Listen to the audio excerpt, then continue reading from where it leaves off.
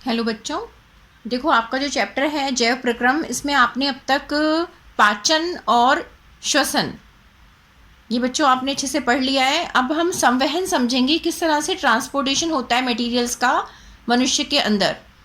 तो बेटा, मनुष्य में भोजन, ऑक्सीजन और अन्य आवश्यक पदार्थों की निरंतर आपूर्ति करने वाले तंत्र को कहते हैं संवहन तंत्र।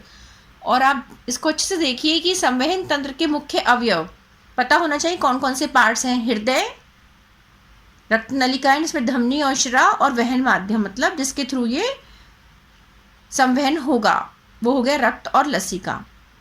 अब बच्चों यहाँ पर रक्त के आप अवयव एक बार याद कर लेना कि क्वेश्चन कई बार आ जाता है कि रक्त में कौन कौन से अवयव हैं।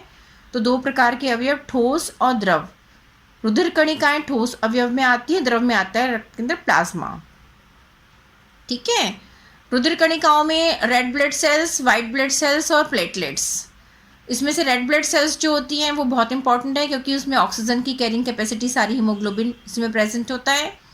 और जो वाइट ब्लड सेल्स हैं, जो कि श्वेत रक्त कणिकाएं हैं, वो शरीर को रोग मुक्त करती हैं।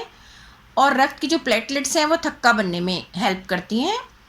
और प्लाज्मा तो पता ही है कि 90% इसमें जल है, बाकी सारे इसके अंदर प्रोटीन्स और अलग अलग मिनरल्स होते हैं। अब इम्पॉर्टेंट थिंग आती है कि जो वेसिकल्स जो फ्लो करेंगी ब्लड को, वो कौन कौन सी हैं।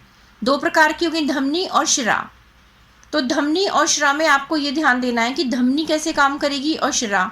धमनी बच्चों हमेशा जो ऑक्सीजनेटेड ब्लड होता है वो धमनी लेकर जाती है, हृदय से शरीर के अन्य अंगों तक लेकर जाती है। लेकिन इसमें एक एक्सेप्शन है, ये याद रखना, वो है फुफ्फुस धमनी।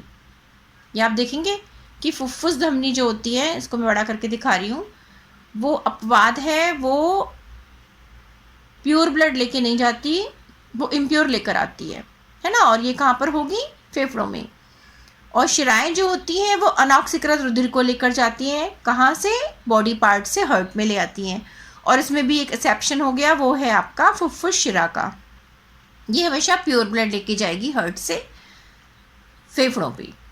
तो अब देखिए, धमनी की भित्ति मोटी और अधिक लचीली होती है, उसमें वाल्व नहीं होते, उनकी सतह नहीं होती, ऊतकों के नीचे पाई जाती हैं, ऊपर सतह पर नहीं होती हैं ये।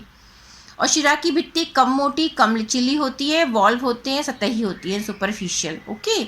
तो यहाँ पर भित्ति, क्वेश्चन आ जाता है कि धमनी की भित्ति मोटी अधिक लचीली क्यों होती है, क्योंकि इसमें प्रेशर अधिक होता है ब्लड का।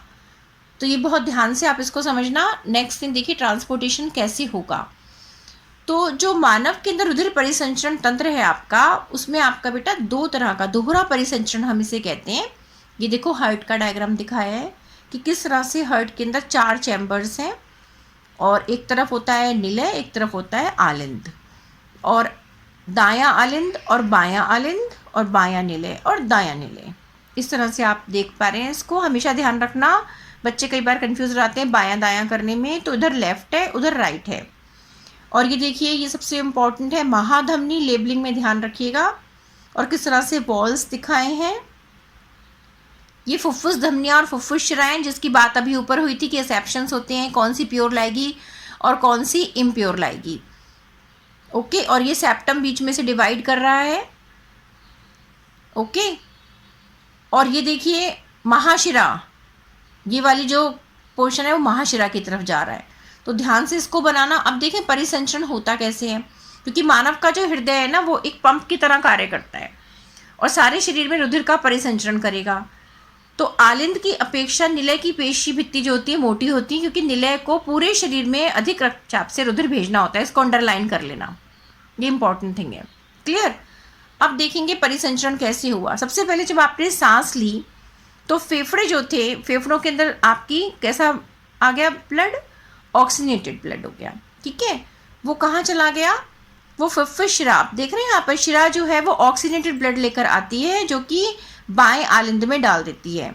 और बाएं आलिंद से बाएं नीले में जाता है, और बाएं नीले से वो कहाँ जाएगा बच्चों, सारा का सारा प्रमुख महाधमनी से होता हुआ क्या हो जाएगा, शरीर के अंग में चला जाएगा, सारे बॉडी पार्ट्स में, जहाँ पर प्यूरिफाइड ब्लड मिला और वहाँ पर ऑक्सीडेशन हुआ फूड का, आपको एनर्जी मिली।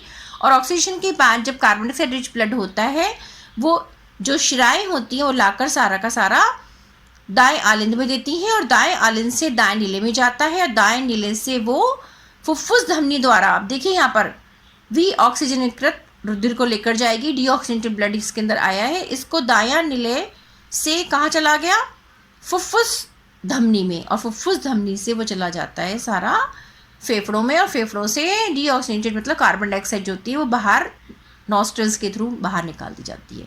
तो ये पूरा चित्र, और इसको अच्छे से समझ लेना क्योंकि ये ही बहुत इंपॉर्टेंट है, ये हमेशा करने के लिए आता है। ओके, डायग्राम और हार्ट का ये किस तरह से इसमें कार्य करता है। तो अभी एनिमल के अंदर ही समझा है हमने। इसी तरह से लसिका भी जो है वो एक तरल ऊतक होता है रुधिर की तरह ही, और लेकिन इसमें अल्प मात्रा में प्रोटीन होते हैं और लसिका के वहन में ये सहायता करता है। ये आप बिल्कुल अच्छी तरह से याद रखना। ओके बच्चों, थैंक यू।